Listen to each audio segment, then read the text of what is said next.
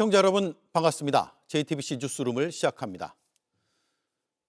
2022년 국민의힘 강서구청장 후보 공천에 윤석열 전 대통령이 개입한 육성 녹취를 입수했습니다. 김태우는 화이팅이 있다. 김태우 뛸 수 있게 하면 이처럼 계속 김태우를 밀어붙였습니다. 그 녹취를 공개하겠습니다. 통일교의 금품 수수 의혹과 관련된 특검 수사 보고서를 확인했습니다. 보고서 안에는 전재수 해수부 장관의 실명이 담겼습니다. 통일교 측은 과거 전 장관에게 수천만 원이 담긴 상자와 명품 시계 2점을 주었다고 진술했습니다. 이 밖에도 민주당 전 의원 1명, 국민의힘 전신인 미래한국당 전 의원 1명도 포함되어 있습니다. 횡단보도를 건너던 초등학생이 우회전하던 학원 버스에 치여 숨졌습니다. 평소에도 위험한 곳이어서 수년 전부터 민원이 제기됐지만 방치됐습니다. 2022년 6월 검찰 수사관 출신의 김태우 후보가 강서구청장에 당선됐습니다. 형사사건으로 1심에서 징역형이 선고된 상태였습니다. 이 때문에 국민의힘 공천이 무리수였다는 비판은 당시에도 컸습니다. 그 배경에 윤석열 당선인이 있었다는 의혹도 제기됐습니다. 저희가 당시 윤 당선인의 육성이 담긴 녹취를 입수했습니다. 그의 발언들은 사실상의 공천 지시였습니다. 그렇게 김태우 후보를 밀었지만 확정 판결로 직을 잃었고 그 뒤 사면 복권으로 다시 뛰어들었다 낙선했습니다. 따라서 이 녹취는 정권 몰락의 화근, 그 시작점을 살펴볼 수 있는 내용입니다. 김필중 기자의 단독 보도입니다. 2022년 4월 말 국민의힘 지도부는 당시 당선인 신분이던 윤석열 전 대통령과 통화를 했습니다. 당선인이 서울 강서구청장 공천에 관심이 많다는 얘기가 파다했기 때문입니다. 지도부가 사실을 확인하기 위해 관련 질문을 던지자 대뜸 다른 강서구청장 후보들을 깎아내립니다. 김태우는 이제 강서가 그동안 나와갖고 떨어진 사람들이 있다고. 그래서 윤 전 대통령이 검찰에 몸담았던 시절 검찰 수사관을 했던 김태우 후보를 강조하기 위해서입니다. 그러면서 당시 국민의힘 서울시당 위원장으로 구청장 후보 공천에 영향력을 행사할 수 있는 박성중 전 의원 이름을 언급합니다. 박성중한테 김태우가 그래도 좀 경쟁력이 있으면은 한번 좀 살펴봐라 이랬는데 그건 이제 시작할 때 한참 전에. 이미 한참 전 김 후보 공천을 위해 당내 인사와 접촉했다는 겁니다. 지도부가 다른 후보들이 반발할 수 있다며 난색을 표하자 윤 대통령은 그 사람들은 그냥 그렇다는 식으로 재차 폄하하고 김 후보 경쟁력을 강조합니다. 김태우는 저 파이팅도 있고 거기 누가 나오냐 해서 얘기를 들어보니까 그냥 그래. 그래서 하여튼 좀 김태우를 좀 뛸 수 있게 하면은 내가 볼 때는 경쟁력이 있어서 저 구청장 자리를 찾아올 것 같은데. 당시 윤 대통령의 지시를 받은 지도부는 큰 압박감을 느꼈던 것으로 알려졌습니다. 이 통화 약 일주일 뒤 김태우 후보는 실제 국민의힘 강서구청장 후보로 단수 공천이 됩니다. JTBC 김필준입니다. 김영선이 좀 해줘라 라는 윤석열 당선인 시절의 녹취 뒤 또 다른 공천 개입을 말해주는 녹취가 공개된 건 이번이 처음입니다. 저희는 당시 공천 권한자의 녹취 역시 입수했습니다. 잠시 뒤에 전해드리겠습니다. 헌정 초유의 내란 재판은 이어지고 있습니다. 오늘 법정엔 국회 계엄 해제 의결 직후 윤석열 전 대통령과 합참해 있던 군인이 증인으로 나왔습니다. 증언에 따르면 윤 전 대통령은 다시 걸면 된다라며 2차 계엄을 시사하는 발언을 했습니다. 김혜리 기자입니다. 지난해 12월 4일 오전 1시 16분 윤석열 전 대통령이 합참에 들어가는 CCTV 장면입니다. 국회가 계엄 해제를 의결한 지 15분밖에 지나지 않은 상황입니다.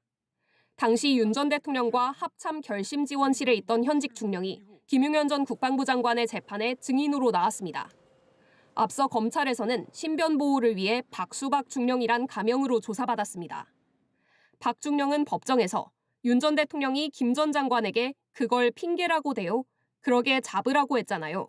다시 걸면 된다고 말했다고 증언했습니다. 국회의원 체포 지시를 뒷받침하는 동시에 2차 계엄을 시사하는 발언입니다. 박중령은 부대 단체 대화방에도 그대로 공유했다고 말했습니다. 그러자 김 전 장관 변호인들이 바로 문제를 삼았습니다. 결심 지원실에 30초밖에 머물지 않았는데 타이핑을 할 수 있느냐고 따지더니 스톱워치를 가지고 해보겠다고 한 겁니다. 특검은 시뮬레이션 하는 자리가 아니라고 반박했고 재판장은 필요하다 생각하는 건가라고 다시 물었습니다. 그런데도 꼭 필요하다고 주장했습니다. 박중령은 재판에서 이런 것도 하는지 처음 알았다며 타이핑을 시작했습니다. 김 전 장관 변호인은 30초를 줬지만 박중령은 15초 만에 끝냈습니다. 박중령은 윤 전 대통령 발언은 충격적이었고 다시 걸면 된다는 말을 듣고선 돌이킬 수 없는 강을 넘는구나라고 생각했다고 증언했습니다. 그러면서 군인 제복은 국민의 방패로서 입는 것이라며 공정한 판결을 간곡히 부탁한다는 말을 남겼습니다. JTBC 김혜리입니다. 윤석열 전 대통령은 선관위에 계엄군이 투입된 것을 두고 군이 선관위를 수사하는 건 불가능하다고 주장했습니다. 하지만 앞서 헌재 탄핵 심판 때만 해도 선관위 점검이 필요했다고 강조했습니다. 형사재판에서 처벌 위기에 몰리자 발을 빼고 있는 셈입니다. 심가은 기자입니다. 계엄 당일 중앙선거관리위원회에 투입된 계엄군은 영장도 없이 서버실에 들어가 촬영까지 했습니다. 직원들의 휴대전화도 빼앗았습니다. 부정선거 의혹을 조사한다는 이유였습니다. 그런데 윤석열 전 대통령은 어제 내란 재판에서 군이 선관위를 수사하는 건 불가능하다고 주장했습니다.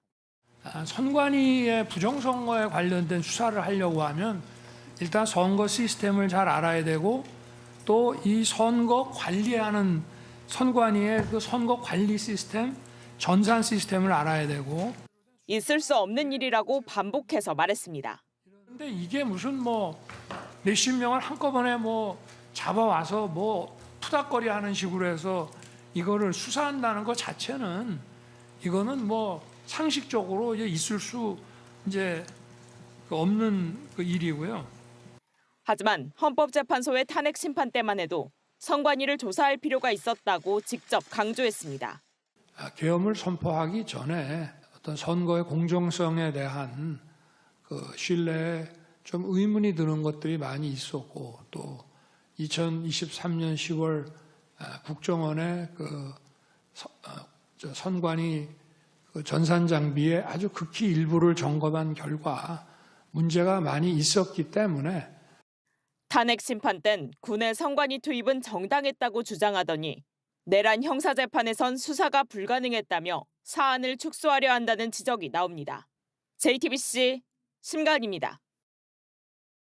황교안 전 총리는 비상계엄이 선포되자 소셜미디어에 2차례 글을 올렸습니다. 모든 비상조치를 취하라. 우원식 국회의장을 체포하라는 내용이었습니다. 그런데 글을 올릴 때마다 김주현 당시 대통령실 민정수석과 통화한 기록이 나왔습니다. 여도현 기자가 단독 보도합니다. 황교안 전 총리는 비상계엄이 선포된 뒤 소셜미디어에 글을 올려 내란을 선동한 혐의로 재판에 넘겨졌습니다. 황 전 총리는 계엄이 선포됐으니 혼란에 대비하자는 뜻이었다고 해명했지만 첫째, 비상계엄 선포된 거 맞지 않습니까?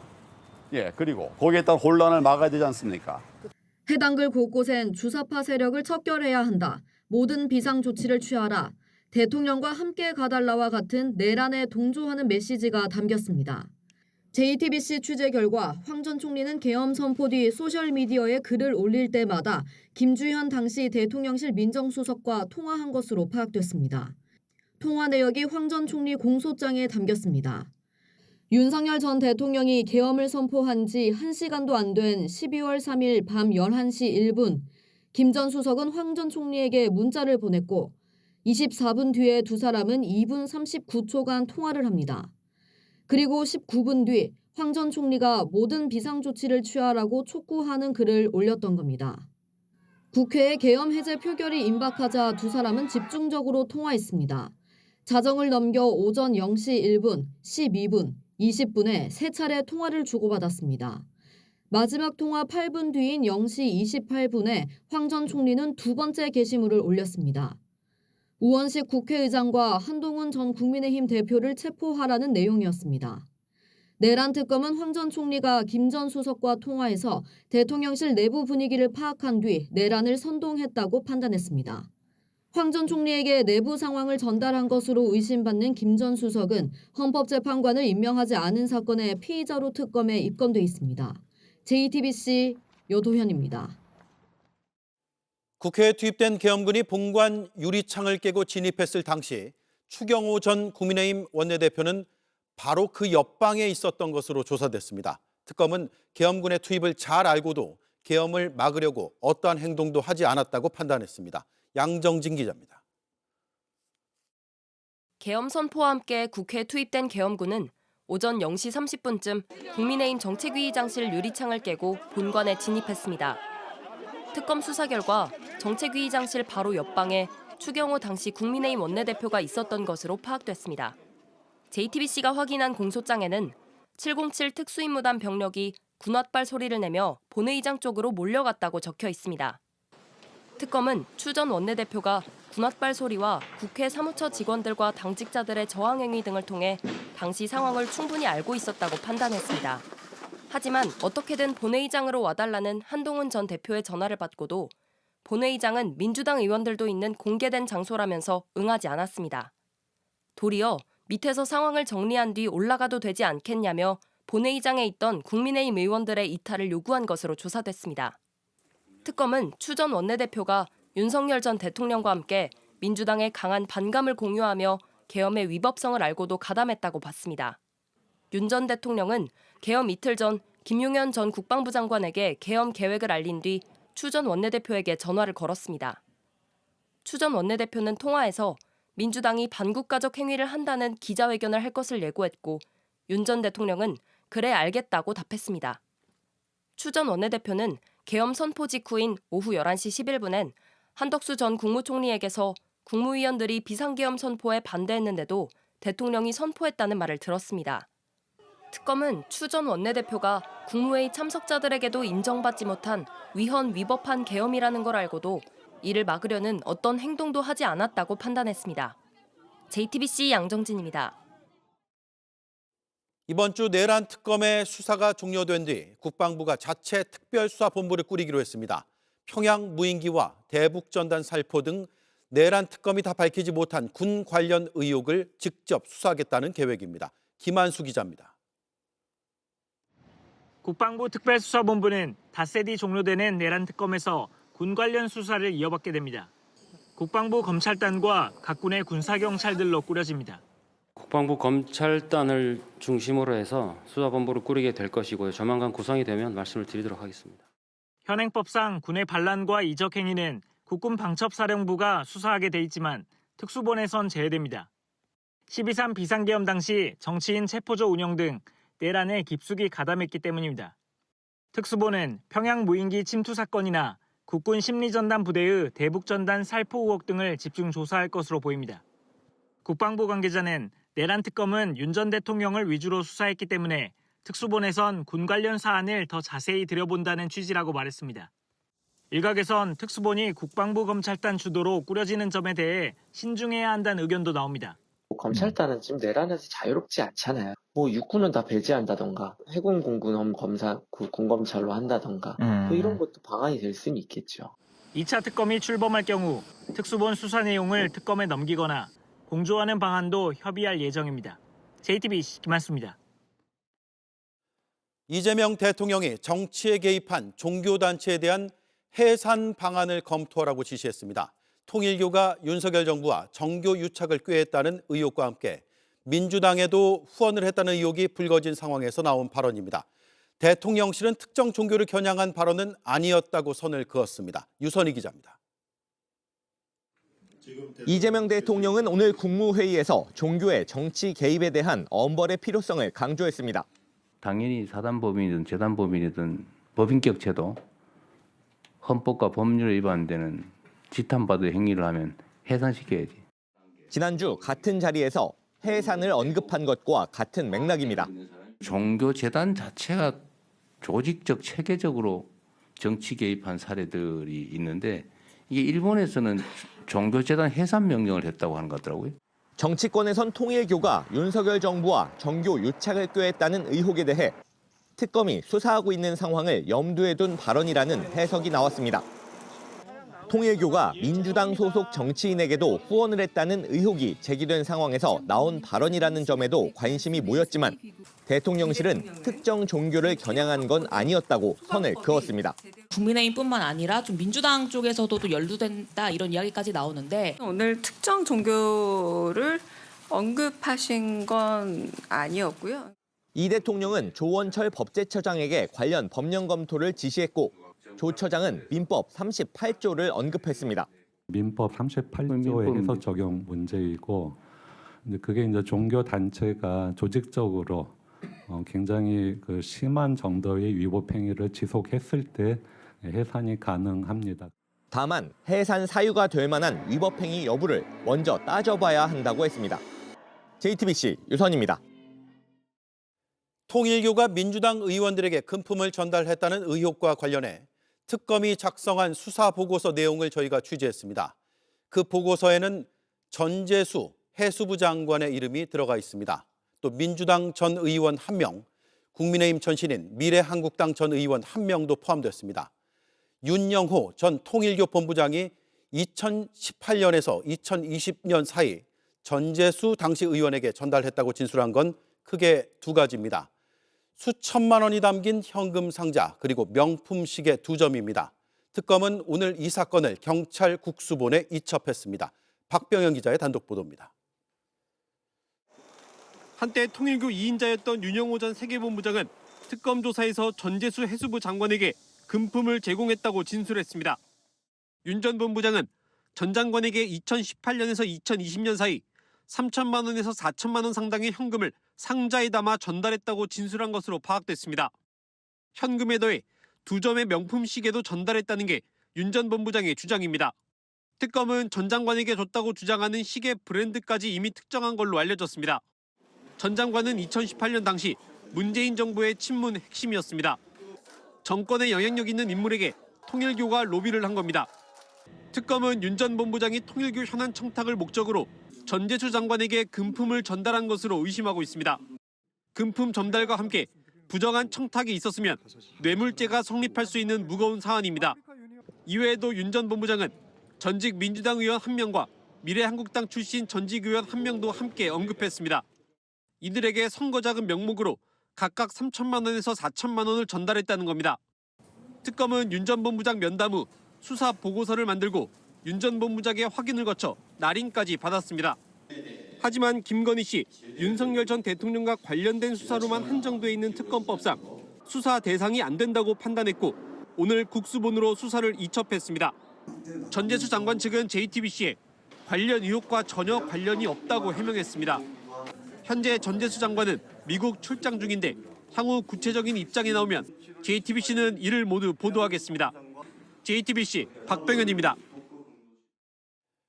윤영호 전 본부장이 전재수 의원 시절 금품을 줬다고 특검에 진술한 게 지난 8월입니다. 사건 번호가 부여된 건 지난 11월 초였습니다. 특검이 오늘 이 사건을 수사 기한까지 끌지 않고 바로 경찰에 이첩했습니다. 취재 결과 수사 보고서에는 특검과 윤 전 본부장의 문답 형식으로 작성된 진술서가 첨부돼 있었습니다. 그 진술서에는 윤 전 본부장의 서명 날인도 담겨 있습니다. 조혜영 기자입니다.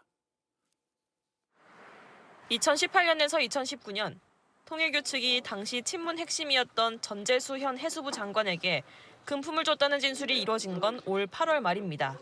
이미 구속된 권성동 국민의힘 의원의 큰 거 한 장 서포트 의혹이 불거질 때였습니다. 당시 수사팀은 전재수 장관을 비롯해 여야 전직 의원들에게 금품을 전달했다는 진술 내용이 담긴 수사 보고서를 작성했습니다. 그리고 이달 5일 윤영호 전 본부장 본인 재판에서 법정 증언으로 공개되면서 관련 의혹이 세상에 알려졌습니다. 그러자 특검은 어제 브리핑에서 관련 진술에 대해선 내사 사건 번호를 부여받아 기록으로 만들었다고 밝혔습니다. 사건 번호를 부여받아 기록으로 만든 시점에 대해서는 정확하게 알지 못한다고 했습니다. 이와 관련해 JTBC가 취재해보니 특검이 윤 전 본부장 진술에 사건 번호를 부여해 별도의 사건 기록으로 정리한 건 11월 초순이었습니다. 10월 21일 2차 수사 기간을 연장한 뒤 진술을 확보한 수사팀의 건의로 정식 사건으로 분류한 겁니다. 그전에는 이 수사 보고서를 윤 전 본부장 정치자금법 위반 사건 수사 기록의 일부로 포함시켜뒀던 걸로 취재됐습니다. 이 경우 김건희 특검이 윤 전 본부장 사건을 마무리하면 절차상 별도의 수사가 어려워집니다. 하지만 정식 사건 번호가 부여됐기 때문에 윤 전 본부장의 기존 사건을 종결하더라도 수사를 이어가게 됐습니다. 특검이 남긴 수사 보고서엔 윤 전 본부장이 직접 서명 날인한 진술서까지 첨부됐습니다. 추후 통일교 본부장의 진술 번복 가능성까지 대비한 겁니다. 김건희 특검은 오늘 국수 보내 이 사건을 정식 이첩했다고 밝혔습니다. 전재수 장관의 통일교 금품 수수 의혹이 경찰로 바통이 넘겨졌습니다. JTBC 조혜연입니다. 통일교 측이 김건희 씨에게 건넨 샤넬백과 그라프 목걸이가 또다시 법정에서 공개됐습니다. 대선 직후 건진 법사가 통일교 간부와 통화한 녹취도 공개됐습니다. 나경원 의원의 통화 육성도 특검이 처음으로 공개했습니다. 김지웅 기자입니다. 건진 법사 재판에서는 통일교가 건진 법사를 통해 김건희 씨 측에 건넨 명품 선물이 또다시 공개됐습니다. 흰색, 노란색, 검은색의 샤넬백 3개와 샤넬 구두 한 켤레, 그리고 그라프 목걸이입니다. 재판부는 흰 장갑을 끼고 압수품을 꺼내 사용감이 있는지 살펴보기도 했습니다. 건진이 통일교 간부에게 김건희 씨를 언급하는 통화 녹취도 공개됐습니다. 대선 이후인 지난 2022년 3월 30일 건진은 통일교 전 부회장 이모 씨에게 통일교에 이번에 은혜 입은 거다. 은혜 갚지 않으면 안 된다고 얘기했다며 여사도 충분히 납득했다고 말했습니다. 통일교가 대통령 당선에 기여했으니 보상이 필요하다고 말했고 이에 김건희 씨가 납득했다는 취지입니다. 통일교가 대선 직전 교단 행사인 한반도 평화 서밋을 준비하며 여야 정치권에 모두 접촉을 시도한 정황도 공개됐습니다. 윤영호 전 통일교 세계본부장은 이 씨와의 통화에서 여권을 하려면 일전에 이 장관님하고 2군데 어프로치를 했다며 정진상 실장이나 그 밑에 쪽은 화상 대담이잖아요 라고 말했습니다. 나경원 국민의힘 의원과 이 씨의 통화 육성도 처음 공개됐습니다. 나 의원은 마이크 펜스 전 미국 부통령이 한반도 평화 서밋에 참석한 것을 놓고 통일교에서 일정을 핸들링하느냐 묻고 자신이 일정에 관여하고 싶다는 뜻을 밝혔습니다. 하지만 통일교 측이 실제로 정진상 전 민주당 정무조정실장과 접촉했는지 나경원 의원이 통일교 행사에 관여했는지를 입증할 직접 증거는 나오지 않았습니다. JTBC 김지윤입니다. 내년 지방선거를 앞두고 국민의힘 내홍이 점점 더 깊어지는 모양새입니다. 똥 묻은 개, 윤어게인 냄새 같은 강한 말까지 섞어가며 중진 의원들이 장동혁 대표에게 변화와 쇄신을 요구했는데 장 대표가 이를 사실상 내부 총질로 규정하면서입니다. 구민주 기자입니다. 국민의힘 유튜브 채널에 출연한 장동혁 대표. 똘똘 뭉쳐도 모자랄 판에 우리 스스로 편을 갈라 서로를 공격하고 있지는 않습니까? 우리끼리 총구를 겨눠서는 안 된다는 것입니다. 싸워야 할 대상은 이재명 독재 정권이란 겁니다. 당내 내부 총질이 벌어지고 있다고 지적합니다. 앞서 장 대표를 똥 묻은 개에 비유하며 정면 비판했던 삼선 윤한홍 의원에 이어 어젠 대구 경북 6선 주호영 의원이 장 대표의 당 운영 방식을 공개적으로 문제 삼은 상황. 질이 멸렬하고 또 방향도 국민들 민심과는 많이 달리 가는 것 같습니다. 지금처럼 윤어게인 냄새가 나는 그런 방법은 맞지 않습니다. 그러나 장 대표는 이러한 비판을 내부 총질로 규정하며 기존의 강성 기조를 유지하겠다는 의지를 밝혔습니다. 당무감사위원회에선 한동훈 전 대표의 당원 게시판 의혹에 대해 이례적으로 중간감사 결과를 기자들에게 공개했습니다. 장 대표가 임명한 이호선 당무감사위원장은 친윤 인사로 알려져 있습니다. 이 위원장은 실제 작성자 확인 절차를 진행 중이라면서도 한 전 대표 가족과 동일 이름을 사용하는 당원 4명의 휴대전화 끝 4자리와 거주 지역이 같고 논란이 불거진 후 비슷한 시기 탈당했다고 알렸습니다. 사실상 당원 게시판 의혹의 당사자가 한 전 대표임을 시사한 겁니다. JTBC 구민주입니다. 정기국회 마지막 날인 오늘 본회의는 고성 끝에 결국 파행됐습니다. 필리버스터에 나선 나경원 의원이 상정된 법안에 대한 토론이 아니라 민주당에 대한 비판을 늘어놓자 우원식 의장이 마이크를 꺼버리기도 했습니다. 한민정 기자가 보도합니다. 필리버스터 첫 주자로 나선 국민의힘 나경원 의원. 우원식 국회의장에게 인사를 하지 않고 발언을 시작하자 민주당 의원들이 항의합니다.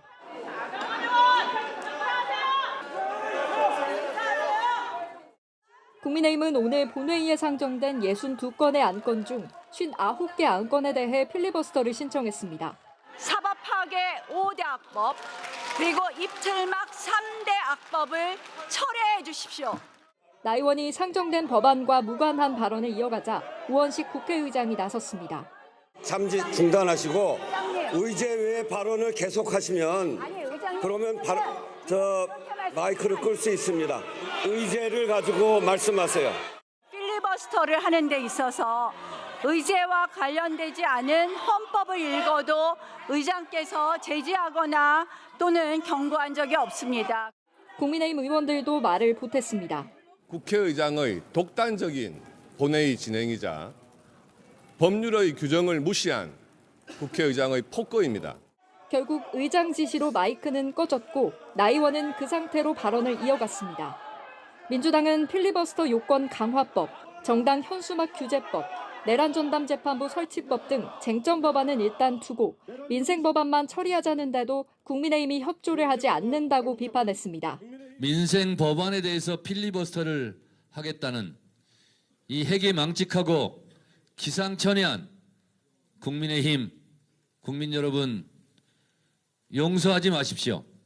정기국회 회기 종료와 함께 오늘 자정이면 필리버스터는 자동 종료되지만 내일부터 시작되는 임시국회에서도 갈등은 이어질 전망입니다. JTBC 한민정입니다. 이재명 대통령은 민주당 정청래 대표, 김병기 원내대표와 만찬을 합니다. 내란 전담 재판부 설치법 위헌 시비 등 현안에 대한 이야기도 이 자리에서 나올 걸로 보입니다. 앞서 이 대통령은 갈등을 이겨내야 변화가 있다며 개혁의 필요성을 강조하기도 해서 여권에 어떤 메시지를 던질지 주목됩니다. 류정화 기자가 보도합니다. 이재명 대통령은 오늘 국무회의에서 개혁의 뜻을 다시 설명했습니다. 그래서 개혁이란 본래의 뜻이 가죽을 벗긴다. 불합리한 점을 개선해서 정상화시키려면 약간의 갈등과 저항은 불가피합니다. 또 그걸 이겨내야 변화가 있죠. 갈등을 이겨내야 변화가 있다는 말. 민주당이 내란 전담 재판부 설치법 수정에 대한 수기를 이어가기로 결정한 지 하루 만에 나왔습니다. 또는 입법 과정에 약간의 갈등과 부딪힘이 있더라도 국민의 뜻에 따라서 필요한 일들은 해나가야 되겠습니다. 위헌 시비를 줄이기 위해 범여권과 법조계의 의견을 구하며 수정 방향과 처리 시점을 고민 중인 민주당에 필요성을 강조하는 메시지를 보낸 것으로 풀이됩니다. 민주당도 사법부를 재차 압박했습니다. 국민 불안을 외면한 채 1년을 흘려보낸 뒤 이제와 전담재판부가 사법 신뢰와 독립을 해친다고 합니다. 정반대입니다. 사법부 신뢰가 무너졌기 때문에 내란 전담 재판부 설치가 필요해진 것입니다. 이런 가운데 이 대통령은 정기국회가 마무리되는 오늘 정청래 대표, 김병기 원내대표와 만찬을 한다고 밝혔습니다. 관세 협상과 사법개혁안 등 민감한 현안에 대한 조율이 이뤄질지 주목됩니다. JTBC 류정화입니다. 앞서 전해드린 윤석열 전 대통령 공천 개입 육성 보도를 이어가겠습니다. 지난해 11월 윤 전 대통령은 기자회견에서 2022년 국회의원 보궐선거에 공천에 개입한 의혹을 부인했습니다. 인수위 시절 고3보다 바빠서 공천은 신경도 안 썼다고 했습니다. 하지만 JTBC가 확보한 녹취는 달랐습니다. 당선인 신분이었던 윤 전 대통령은 구청장 공천에 세세하게 관여했습니다. 그 녹취를 김필중 기자가 단독 보도합니다. 윤석열 전 대통령은 그동안 공천 개입 의혹은 전혀 사실이 아니라고 주장했습니다. 고3 입시생 이상으로 바빴던 사람입니다. 그런 시기이기 때문에 그런 당에서 진행하는 공천을 가지고 제가 왈가불가할 수도 없고. 지난해 기자회견에선 당선인 시절 너무 바빠 공천에 관심을 가질 수도 없었다고 말했지만 실제로는 달랐습니다.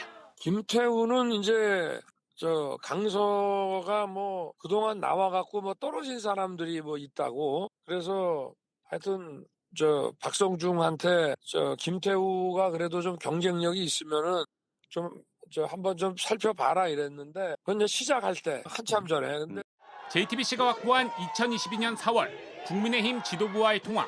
당시 김태우 후보는 청와대 감찰반 시절 공무상 비밀누설 혐의로 1심 징역형을 선고받아 당선 무효 가능성을 지적받고 있었습니다. 그런데도 윤 전 대통령은 막무가내였습니다. 김태우는 저 파이팅도 있고 거기 누가 나오냐 뭐 해서 얘기를 들어보니까 뭐 그냥 그래. 그래서 하여튼 좀 김태우를 좀 뛸 수 있게 하면은 내가 볼 때는 경쟁력이 있어서 저 구청장 자리를 찾아올 것 같은데. 이 같은 통화가 이뤄지고 약 일주일 뒤 김 후보는 실제 강서구청장 국민의힘 후보로 단수 공천이 됩니다. 윤 전 대통령은 당시 지방선거와 함께 치러진 국회의원 보궐선거 공천에도 개입했습니다. 어떻게 누구를 통해 김영선 전 의원을 밀었는지 2022년 5월 정치브로커 명태균 씨와의 통화에서 실토한 바 있습니다.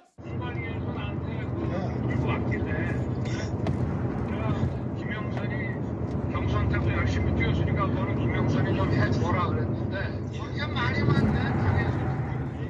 진짜 평생을 잊지 않겠습니다. 고맙습니다. JTBC 김필준입니다.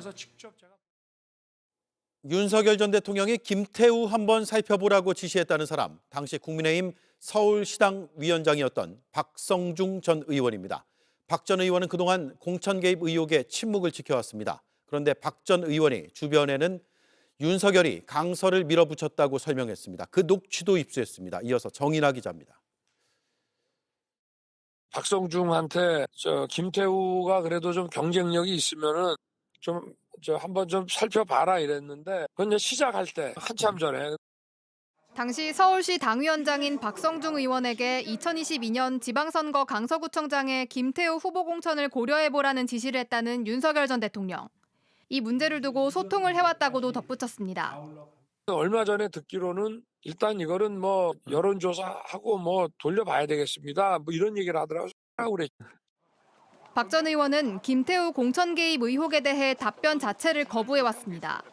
그런데 JTBC는 박 전 의원이 주변 인사들에게 윤 전 대통령이 압박한 건 사실이라고 수차례 설명했다는 증언을 확인했고 관련 녹취도 확보했습니다.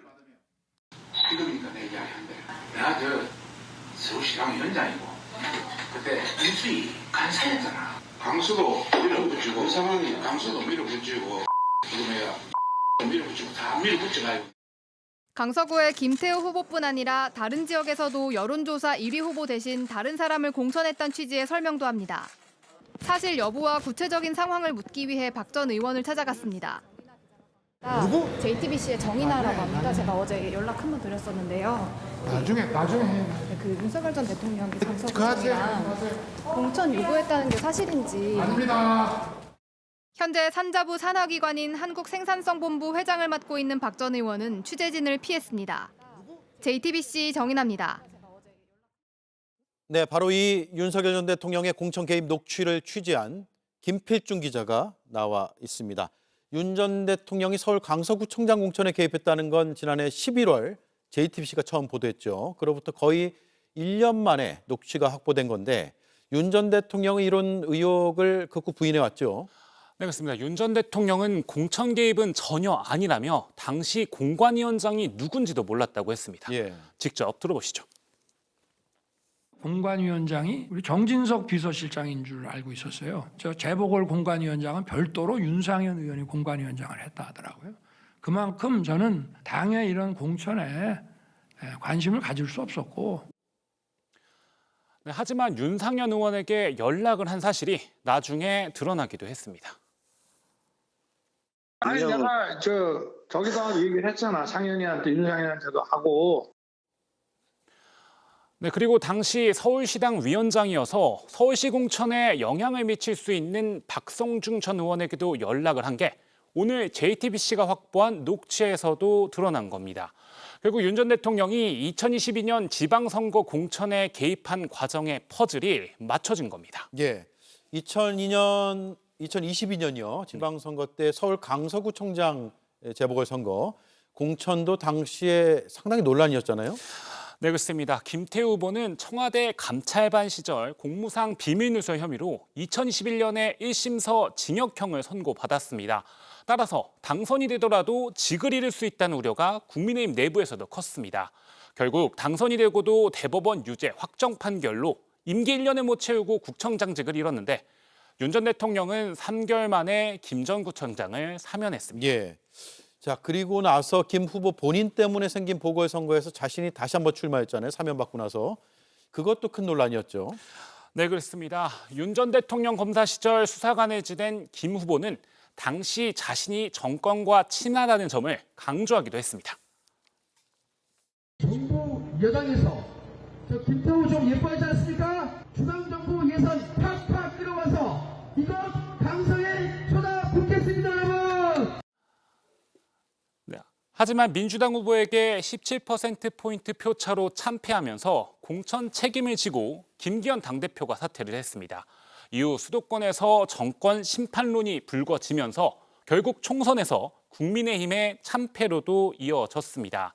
최근 특검 수사에선 이 즈음부터 윤 전 대통령이 비상대권을 언급하며 계엄을 계획했던 걸로 파악이 됐는데 계엄으로 이어진 자멸의 씨앗, 결국 윤 전 대통령이 스스로 뿌려졌다는 게 오늘 공개한 녹취에서 재차 확인된 겁니다. 예. 그리고 이 대화가 있었던 시기는 2022년 4월 당선인 신분일 때죠.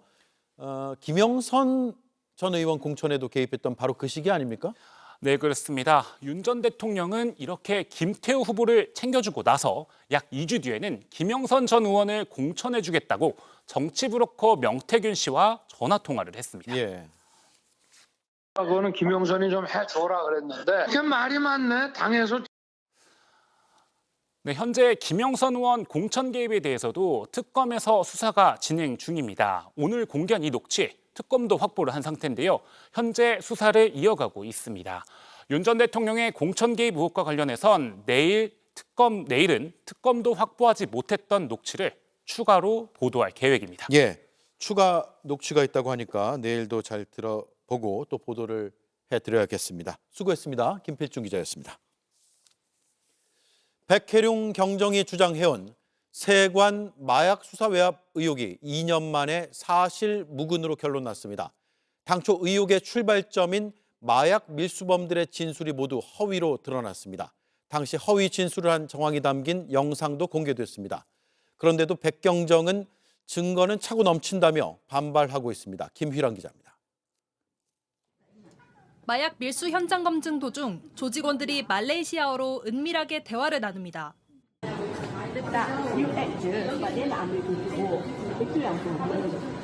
수사관들이 사건 기록을 전부 알 수 없다며 말 맞추기를 시도합니다.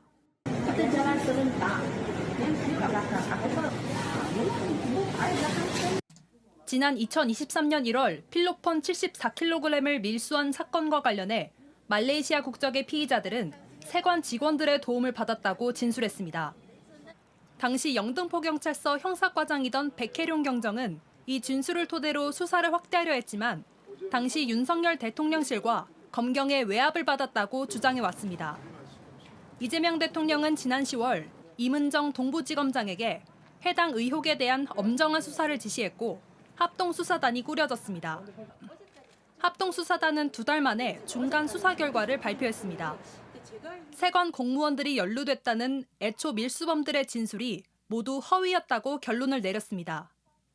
이들이 주고받은 편지에서도 세관 관련해선 기억이 안 난다는 내용이 적혀 있었다고 설명했습니다. 합수단은 세관 직원들에 대해 모두 무혐의 처분하고 경찰과 관세청 지휘부가 수사에 외압을 행사한 사실도 없었다고 밝혔습니다. 세관 직원들의 연루 자체가 인정되지 않아 상부에서 외압을 넣을 이유가 없었고 서울청으로 사건 이첩 검토 지시 등도 적법한 업무 지시였다는 겁니다. 수사팀 합류 문제 등을 놓고 임은정 지검장과 갈등을 빚어온 백경정은 수사 발표 직후 세관이 마약 밀수에 가담한 정황 증거는 차고 넘친다며 관세청 등 6곳에 대한 압수수색 영장을 신청했습니다. JTBC 김일환입니다. 초록불에 횡단보도를 건너려던 초등학생이 우회전을 하던 학원 버스에 치여 숨졌습니다. 버스 기사는 아이를 보지 못했다고 진술했습니다. 주민들은 평소에도 사고 위험이 컸던 곳이라며 수년 전부터 민원을 넣었지만 방치됐다고 전했습니다. 송혜수 기자가 보도합니다. 사람들이 보행 신호에 맞춰 횡단보도를 건넙니다. 킥보드를 탄 아이도 건너려던 순간 멈춰있던 노란 학원버스가 움직이더니 그대로 들이받습니다. 아이는 쓰러졌고 버스는 횡단보도를 다 지난 뒤에야 멈춰섭니다. 횡단보도 앞엔 지금도 사고 흔적이 남아 있습니다. 킥보드를 타고 가던 초등학생이 이쪽에서 우회전하던 학원버스에 치인 겁니다. 이런 소리였어요. 비명 소리에 뒤를 돌아보니까 그 순간에 차량이 학생을 이렇게 넘어가는 상황이었어요. 크게 다친 아이는 심정지 상태로 병원에 옮겨졌지만 끝내 숨을 거뒀습니다. 주민들은 평소에도 교통사고 위험이 컸다고 지적했습니다. 수년간 주민들이 민원을 반복적으로 접수해왔고 교통사고 인명 피해가 우려되는 지역이었는데 계속 방치되어 왔어요. 버스 운전기사는 아이를 보지 못했다는 취지로 경찰에 진술했습니다. 음주나 약물 복용 등 특이사항은 없는 것으로 파악됐습니다. 경찰은 보행자 보호 의무를 위반한 것으로 보고 교통사고 처리 특례법상 치사 혐의로 입건해 조사하고 있습니다. JTBC 송혜수입니다. 어두운 새벽 차로 보행자를 치어 숨지게 하고 도망까지 간 운전자가 긴급 체포되는 일도 있었습니다. 검거 당시 무면허에 술 냄새가 났는데 알고 보니 1차 사고를 내고 달아나다가 더 큰 사고를 낸 걸로 드러났습니다. 배승주 기자가 보도합니다. 캄캄한 새벽 시간, 한 보행자가 횡단보도를 건너갑니다. 이때 1차로에서 빠른 속도로 달려오던 승용차가 보행자를 그대로 들이받습니다. 하지만 승용차는 멈추거나 속도를 줄이지 않습니다. 차선을 바꾸더니 오른쪽으로 빠져 현장을 벗어납니다. 할머니가 미동도 없더라고. 그러니까 숨을 아예 안 쉬는 거지. 그런 게 차는 어디 갔냐고 이러니까 차는 이미 없어졌다고 그러면서. 차에 치인 80대 여성은 끝내 숨졌습니다. 달아난 운전자는 50대 남성인데 2분 전쯤 다른 승용차를 들이받고 달아나다 보행자를 친 겁니다. 남성은 사고 직후 인적이 드문 삼천포항으로 온 뒤 이곳에 타고 온 승용차를 버렸습니다. 경찰은 주변 CCTV 30여 대를 분석해 2시간 만에 남성을 주거지에서 긴급 체포했습니다. 체포 당시 술 냄새가 났지만 음주 수치는 측정되지 않아 음주운전 혐의는 적용하지 못했습니다. 다만 경찰 조사 결과 남성은 과거 음주운전으로 면허가 취소된 상태였습니다. 최근에 기능시험만 지금 합격을 하면은 다시 면허를 받을 수 있는 그런 상황에서 무면허 운전이 들통이 날 것 같아서. 남성은 여성을 친 사실을 몰랐다고 경찰에 진술한 것으로 알려졌습니다. 경찰은 특정범죄 가중처벌법상 도주치사상 등 혐의로 남성에 대해 구속영장을 신청했습니다. JTBC 배승주입니다. 스스로 세상을 떠난 29살 공공연구기관 직원에 대해 직장 내 괴롭힘이 있었다는 사실이 인정됐습니다. 생전 여러 차례 도움을 요청하고 문제 제기도 해봤지만 숨진 지 석 달이 지나서야 괴롭힘이 있었다는 결론이 나온 겁니다. 이 과정을 지켜본 부모의 마음은 무너졌습니다. 박상욱 기자가 직접 유족을 만났습니다. 임시가 아니고 정식직으로 그래갖고 이제 부모들이 그렇게 좋아하고 있는데 상관은 없겠죠. 홀로 상경의 사회생활을 시작한 지 2년여 만 한국지방세연구원에서 연구행정을 담당했던 유모 주임이 지난 9월 스스로 목숨을 끊었습니다. 입에 담기 힘든 욕설과 폭언이 반복됐고 연차는 이유 없이 거부당했습니다. 유 씨의 해병대 선배인 부서장은 자신의 언행이 까발려지자 오히려 자필 심할서를 쓰게 했습니다. 멱살이 자꾸 구타도 오고 또 협박도 네가 엄마 지금 아프고 그런데 네가 해서 지금 그만하지도 못하니까 너는 내 말을 막 잘 들어야 된다 막 이런 식으로. 연구진들의 곡과 조작 정황을 폭로한 게 발단이 된 겁니다. 유 씨는 외톨이가 됐습니다. 전화를 통화하는데 점심시간인가 누구님 이렇게 하면서 식사를 같이 하시오 그러니까 아이 됐습니다. 아이 됐어요 뭐 가더라고. 그런 소리가 들리더라고. 내부 고발자를 보호해야 할 연구원은 오히려 유 씨를 업무에서 배제시키고 고발했습니다. 우리 아들이 원장님한테 찾아가서 지가 하소연도 해갖고 9일날 오후 5시 10분에 카톡을 봤는데 그 뒤로 얘가 그 대형 물품을 상대로 해서 내가 도저히 이건 감당할 수가 없구나. 그리고 석 달 만인 오늘에서야 직장 내 괴롭힘이 공식 인정됐습니다.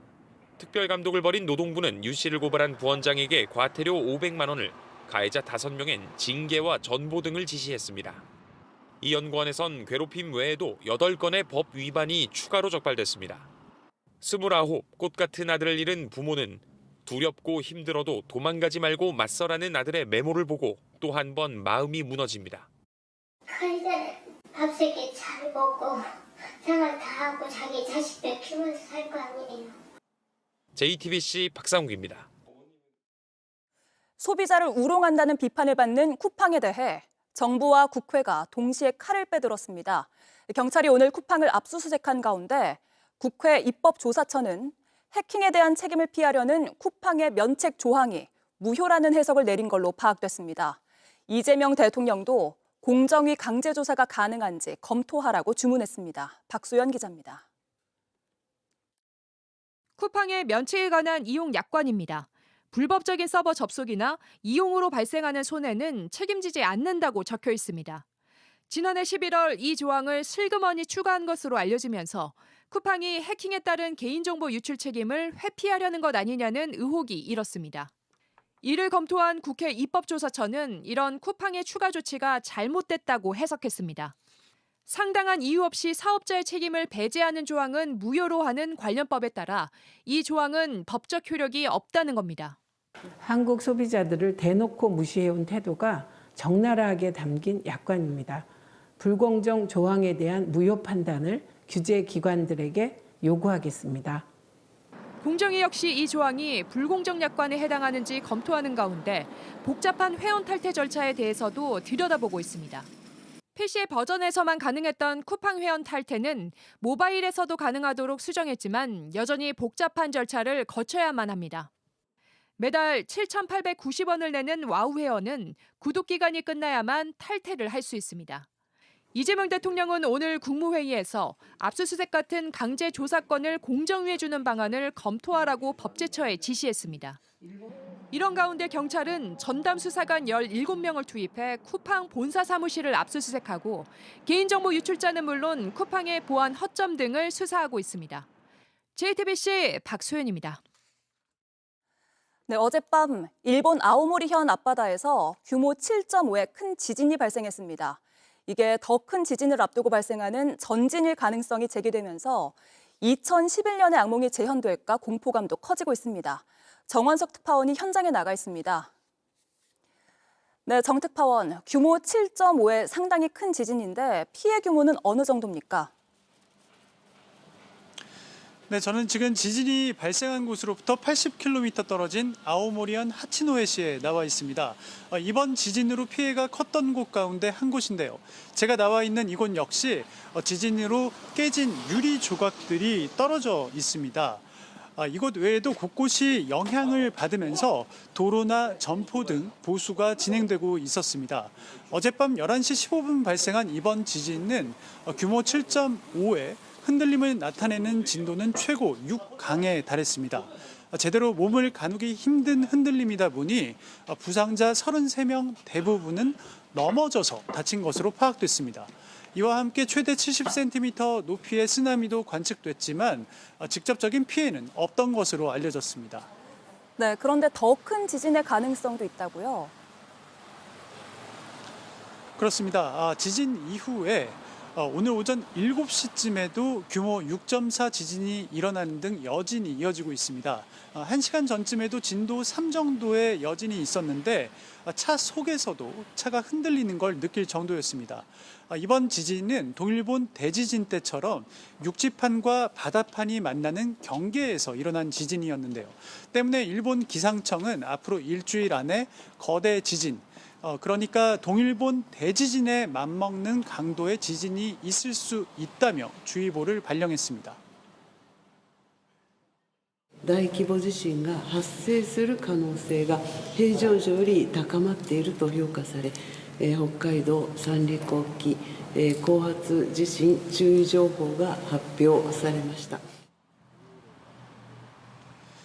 실제 2011년 동일본 대지진은 같은 해역에서 규모 7.3의 강진이 일어난 이틀 뒤에 발생했습니다. 때문에 일본 정부는 앞으로 일주일 동안 지진 관련 정보에 유의하면서 대피 장소 등 지진 대비책을 재확인해 줄 것을 당부하고 있습니다. 네, 지금까지 강진이 발생한 일본 아오모리현에서 정원석 특파원이 전해드렸습니다. 네, 고속철도표를 구하는 게 쉽지가 않습니다. 이걸 해결하기 위해서 정부가 KTX와 SRT를 통합하겠다고 했죠. 좌석을 늘리는 건 물론 KTX 요금도 내리겠다는 건데 계획대로 될지 아직 물음표가 달려 있습니다. 왜 그런지 김재현 기자가 설명해 드립니다. 아침 출근 시간대 SRT 수서역, 주요 노선 기차표는 대부분 매진입니다. 일주일 전에 구했는데 요즘에 자리가 없어가지고 그것도 이렇게 똠똠이 앉아서 가는 거거든요. 제대로 가려면 한 달 전 그렇게 해야 된다고 하더라고요. 입석도 운이 좋아야 구할 수 있습니다. 7시에 나와가지고 마지막 입석표 샀어요. 조마조마 튀어왔어요. 이 같은 SRT의 예매난을 해소하기 위해 정부가 KTX와 SRT 통합에 나서기로 했습니다. 수서에서 출발하는 SRT가 매진인 것과 달리 코레일 어플에선 이렇게 서울에서 출발하는 KTX는 남아있는 걸로 나옵니다. 내년 3월부터 이렇게 이용률이 낮은 시간대 KTX 열차를 수서역에서 출발시켜 수서발 좌석을 늘리겠다는 겁니다. 좌석 수가 955석으로 많은 KTX1을 투입하겠다는 건데 기존의 410석의 SRT보다 2배가량 많은 수준입니다. 이후 내년 말까지 KTX와 SRT가 기존의 노선 구분 없이 자유롭게 노선을 오가게 하겠다는 계획입니다. 다만 예매난을 완전히 해소할 수 있을지는 미지수입니다.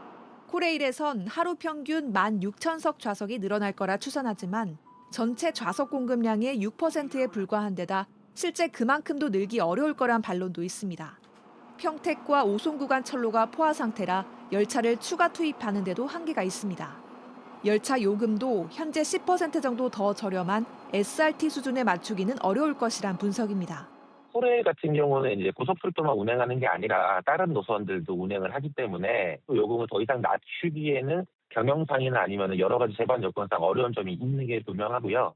때문에 좌석은 얼마나 늘지, 요금은 얼마나 낮춰질지 보다 정확한 예측을 해야 한다는 지적이 나옵니다. JTBC 김재현입니다.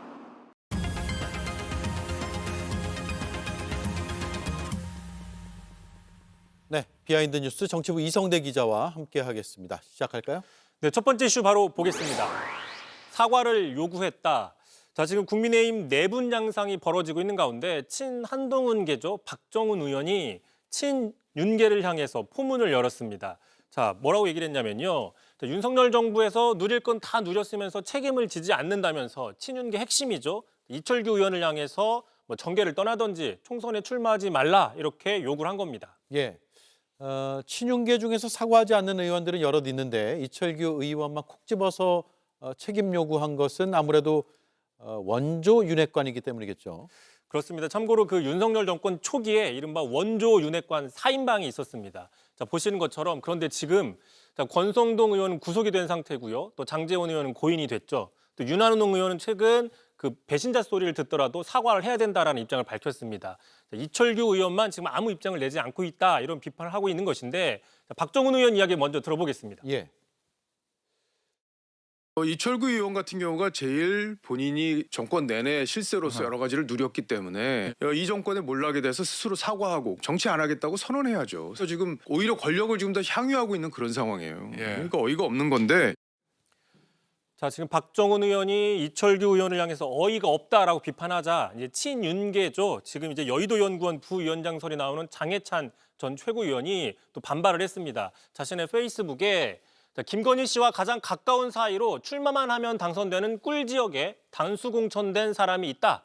자, 누구보다 여사 찬스를 많이 누린 당사자가 마치 개혁의 기수인 양 누구더러 책임져라, 불출마해라 얘기하는 모습이 어이가 없다라고 맞받았는데 자, 주어는 없지만 지금 누구를 저격한다라고 다 알 수 있는 상황인 것이죠. 예. 참고로 눈길을 끈 건요. 이 장해찬 전 최고위원의 글에 저렇게 이철규 의원이 좋아요를 눌렀습니다. 예. 예.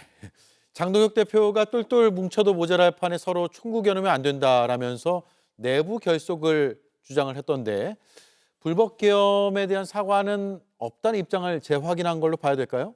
그렇습니다. 그런 분석이 나오고 있고요. 자, 게다가 이제 이철규, 박정훈 두 사람 마치 친윤계와 친한계의 갈등을 상징하는 것처럼 과거부터 공공연히 부딪히는 관계였는데, 자, 대표적으로 지난해 총선 직후였습니다. 자, 박정훈 의원이 한 예식장을 방문했는데 거기서 이제 이철규 의원을 만나서 인사납시다라고 먼저 손을 내밀었지만 이철규 의원이 너나 알아라고 얘기를 하면서 모욕감을 줬다. 이렇게 폭로를 한 적이 있었죠. 너나 알아. 예.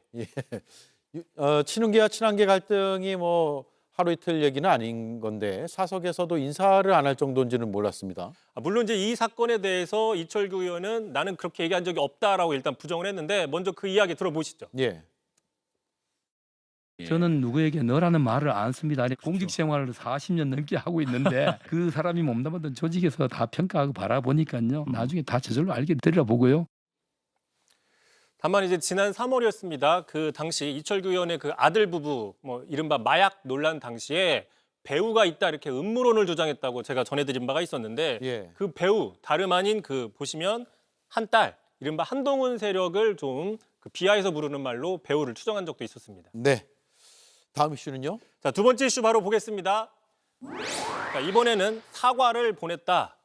자, 조국혁신당의 그 조국 대표가 최근 선출된 직후에 각 당을 돌아다니며 인사를 했었죠. 따뜻하게 맞이해줘서 감사하다라면서 자, 오늘 각 당에 선물을 보냈습니다. 예. 자, 민주당을 포함해서 범진보 진영에는 이렇게 떡을 돌렸는데 국민의힘엔 다른 거를 선물했습니다. 자, 보신 것처럼 사과죠. 애플. 그 인도 사과가 아니라 사과입니다. 예. 자, 내란 사과, 극우 절연 용기를 기대합니다라는 메시지를 같이 동봉했습니다. 예. 답례품까지 보내는 건 저는 본 기억이 없어요. 그래서 어떤 저런 이른바 선물 정치라는 게 아니냐라는 분석도 있는데 실제로 비슷한 사례 과거에도 있었는데요. 자, 지난해였습니다. 박은정 의원 당선 축하한다고 윤 전 대통령이 난을 보내자 예. 이 난을 잘 키워서 되돌려주겠다고 했는데 실제로 지난 4월이었습니다. 오른쪽 보시면 파면을 축하한다고 그 난을 그대로 돌려줬다고 밝힌 바가 있습니다. 같은 난이에요? 같은 난이라는 게 박은정 의원의 주장입니다. 예. 자, 조국혁신당은 비교섭 단체이고 소수당으로 이제 분류가 되는데 주목받기 위해서 이런 아이디어를 낸다라고 봐야 될까요? 뭐 그런 분석이 나오고 있는 것이고요. 다만 이제 조국혁신당이 민주당에 이렇게 떡을 보냈지만 두 당의 관계가 지금 또 찰떡호흡이냐 또 그건 아닙니다. 네. 자, 지금 이제 대표적으로 내란 전담 재판부에 대해서 반대를 했고요. 또 필리버스터의 그 요건을 강화하는 법에 대해서도 조국혁신당이 제동을 걸면서 연말 입법 정국에서 존재감을 키운다라는 분석도 나오고 있는데 자, 지방선거를 앞두고 조국혁신당과 민정은 또 같은 듯 다른 모습을 계속 이어갈 가능성은 있습니다. 그렇겠네요. 잘 들었습니다. 이성대 기자였습니다. 대통령실은 이사가 한창입니다. 파란색 이삿짐 박스를 옮기는 모습을 보면 용산 시대가 저물었다는 게 실감나죠. 3년 7개월 만에 다시 청와대 시대를 열게 되는데 크리스마스쯤이면 업무시설 이전은 마무리된다고 합니다. 최규진 기자입니다.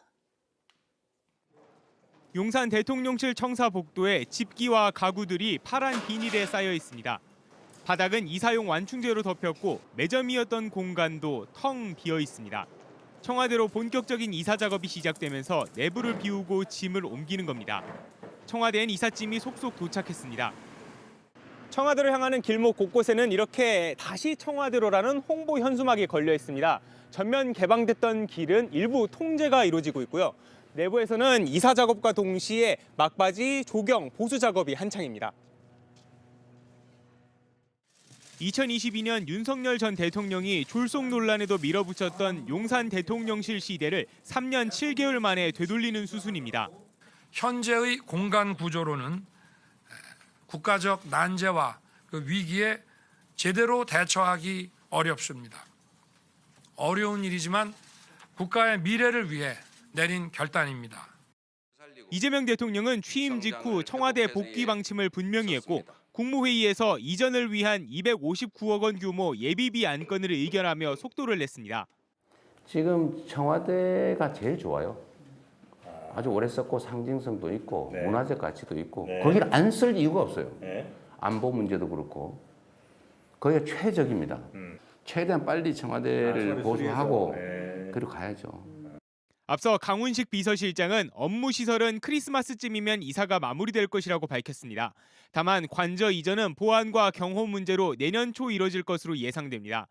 때문에 업무시설 이전이 끝나도 이 대통령은 당분간 한남동 관저에서 출퇴근하게 될 전망입니다. 대통령실 이전이 끝나면 기존 용산 대통령실은 국방부가 다시 사용할 계획입니다. JTBC 최규진입니다.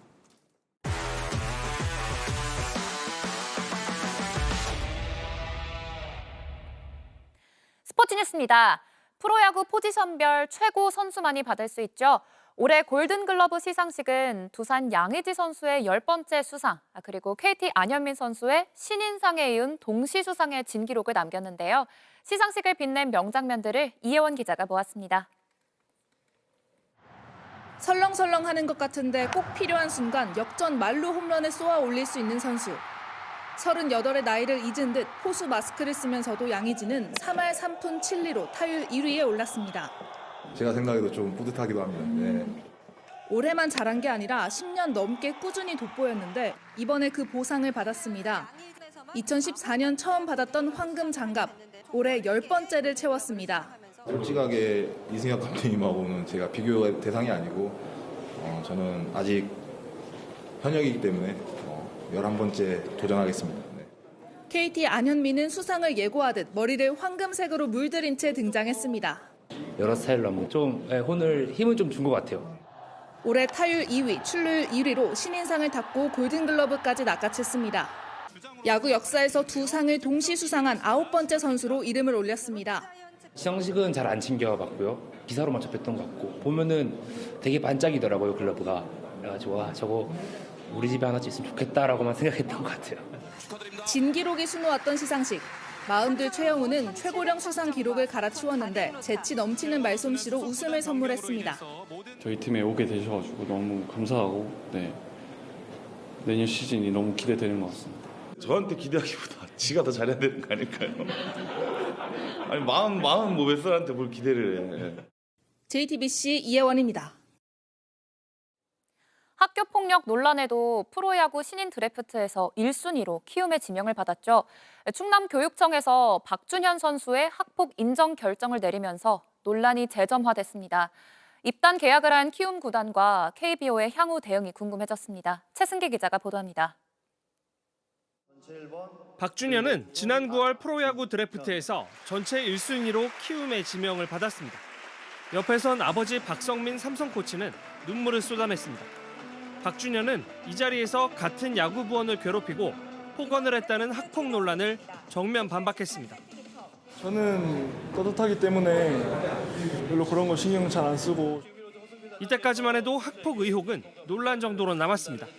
지난 7월 천안교육지원청 학교폭력대책심의위원회는 박준현의 행위가 학교폭력이 아니라고 판단했기 때문입니다. 하지만 피해자 측이 행정심판 청구에 나섰고 최근 충남교육청은 앞선 판단을 뒤집었습니다.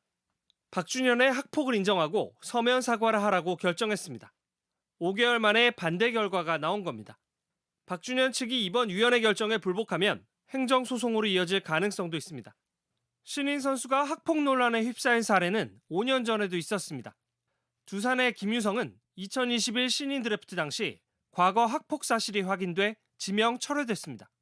최고 시속 157km 강속구를 뿌리는 유망주를 계약금 7억 원, 1순위로 지명했던 키움은 일단 선수의 입장을 기다리는 중이라고 밝혔습니다. KBO 측은 사실관계 파악 후 규약 위반 사항이 있는지 검토해보겠다고 했습니다. JTBC 최승기입니다. 찰칵 세리머니에 등에 7번을 달고 우승 트로피를 들어올린 모습. 자세히 보면 뒷면에 이렇게 한글로 쓴 손흥민까지 보입니다. 런던 시내 대형 벽화엔 이렇게 손흥민을 상징하는 모든 것들이 담겼는데요. 손흥민은 4개월 만에 내일 토트넘 홈구장을 다시 찾습니다. Now we are all crying.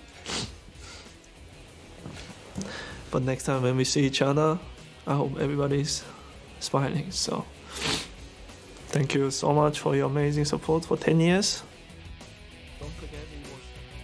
지난 8월 눈물의 영상 편지. 손흥민은 팬들과 직접 만나선 어떤 작별 인사를 건넬까요? 지난해 2월 린가드의 입국 현장엔 축구 팬들이 몰려들었죠. 진짜 K리그에서 뛰는 게 맞는지 확인하러 왔다는 사람들이 많았습니다. 맨체스터 유나이티드 출신의 스타의 K리그 도전. 처음엔 30분도 뛰지 못할 체력이라며 따끔한 한마디도 들었지만 멋진 원더골로 살아났습니다. FC 서울 주장으로 라커룸에서 보여준 리더십도 신선했는데요. 2년간 서울과의 동행을 끝내고 린가드는 이런 말을 남겼습니다. If I didn't like it, I would have called my agent straight away and said, get me back on a plane. But not really. I've loved every minute.